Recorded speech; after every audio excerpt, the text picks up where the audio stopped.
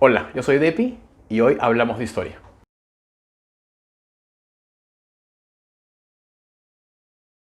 El tema del que voy a hablar hoy es Damnatio Memoriae, o para satisfacer a los que prefieren la pronunciación eclesiástica de la palabra sería Damnatio Memoriae. Y básicamente quiere decir condenar la memoria, condenar el recuerdo. Porque este es un castigo que se aplicaba en muchas culturas a gente que estaba muerta. Y lo que se hacía con estas personas era borrar su existencia. Y es un castigo muy interesante, porque te permite reformar el pasado, ¿no? Dominas el pasado porque eliminas lo que no te gusta. La frase damnatio memoriae viene de los romanos y era una resolución casi judicial que hacía el emperador, que hacía el senado. Vamos a borrar el recuerdo de estas personas. E iban a los monumentos y borraban el nombre de quién emperador, qué persona había hecho ese monumento. Le era quitar su existencia de la mayor cantidad de sitios posibles. Con una población que no leía, no habían tantos libros, la mayoría de gente era analfabeta, era relativamente sencillo disminuir la importancia de una persona. Y si nadie podía leer su nombre, ni siquiera de recuerdo, en un par de generaciones, ¿quién se va a acordar? Es muy raro, por otro lado, que esto sea 100% efectivo. Es muy difícil borrar el recuerdo de alguien tan importante. Porque el damnatio memoriae no se lo aplicas a cualquier desconocido. No tiene sentido. De esos nos vamos a olvidar, no importa lo que hayan hecho. Pero olvidarte de un emperador, olvidarte de un gran general, eso es más complicado. Esto lo podemos ver en muchas culturas. Los egipcios lo hicieron un montón y vemos monumentos donde está el cartucho, en donde escribe el nombre de la persona borrado. La cara de la persona cuando está en el monumento cincelada para que no se vea. Con un poco de suerte a veces puedes leer o intuir de quién era la persona por otros eventos arqueológicos. Puedes decir, este monumento es de tal época, el emperador, el faraón o la faraona era tal persona y nos podemos dar una idea de quién era. Pero es esto de borrarlos del recuerdo. Como dije, los romanos lo tenían codificado legalmente de alguna manera y era una práctica relativamente común. Olvidarnos de esa persona, condenarla. Ya está muerta, la vamos a condenar de nuevo. Los incas, sobre todo cuando ascendía un nuevo inca al poder, le encantaba reescribir la historia. Y amaba a los quipucamayo que le decía, desanúdame esos nudos, bórrame a esa persona de la historia. ¿No? Y salvo la panaca, salvo la familia de ese gobernante, o ese que quiso ser gobernante, nadie se acordaba. Entonces debemos haber perdido la existencia siquiera de algunas personas en nuestra lista tradicional de incas, que simplemente los borraron.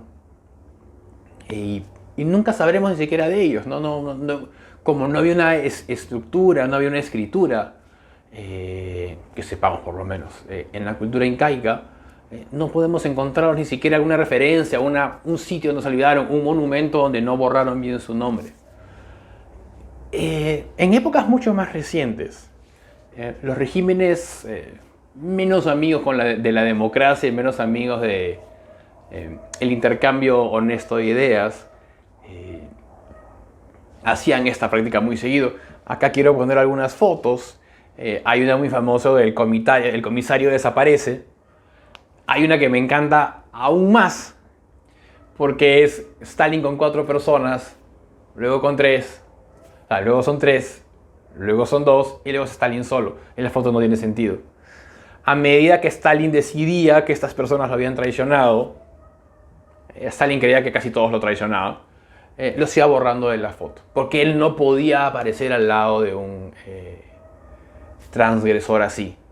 Lenin también lo hizo. Podemos ver esta foto acá. Y también sucede incluso en China, en la China comunista. acá también tenemos ejemplos de personas borradas de la historia. ¿Es posible eso ahora? ¿Es posible borrar a una persona en el mundo moderno? No.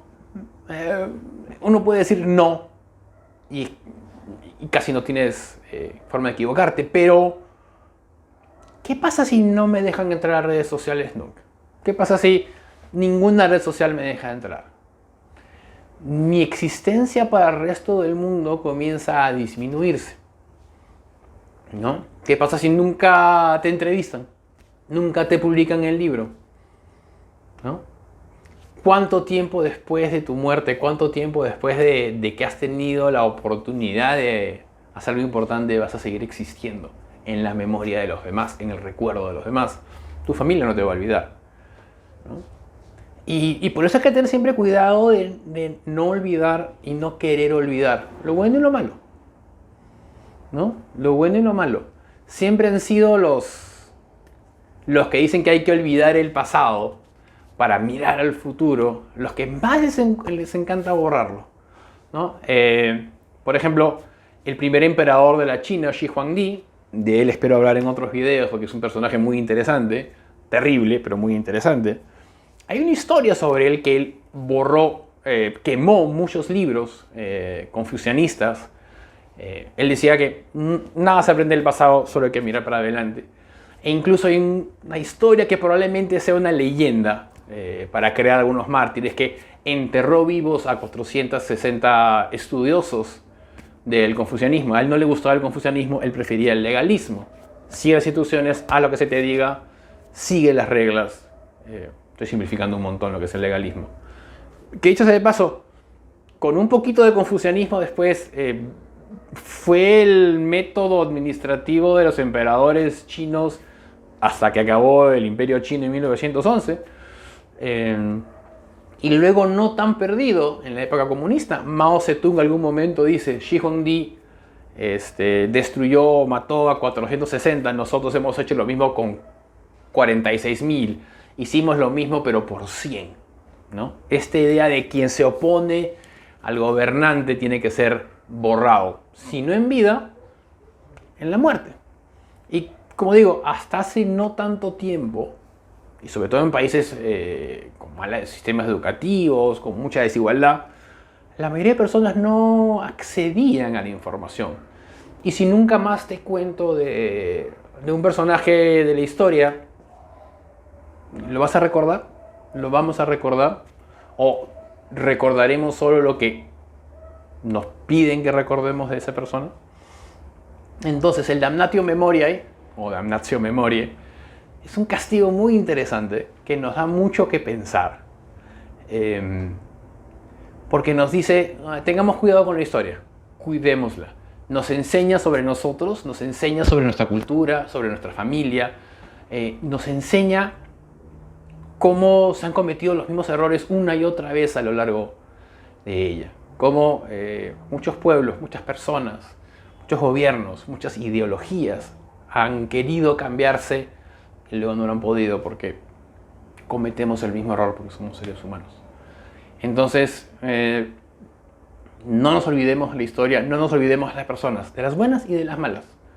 Porque aprendemos cosas buenas de los buenos y aprendemos cosas que no se deben hacer porque sabemos lo que hicieron las personas malas.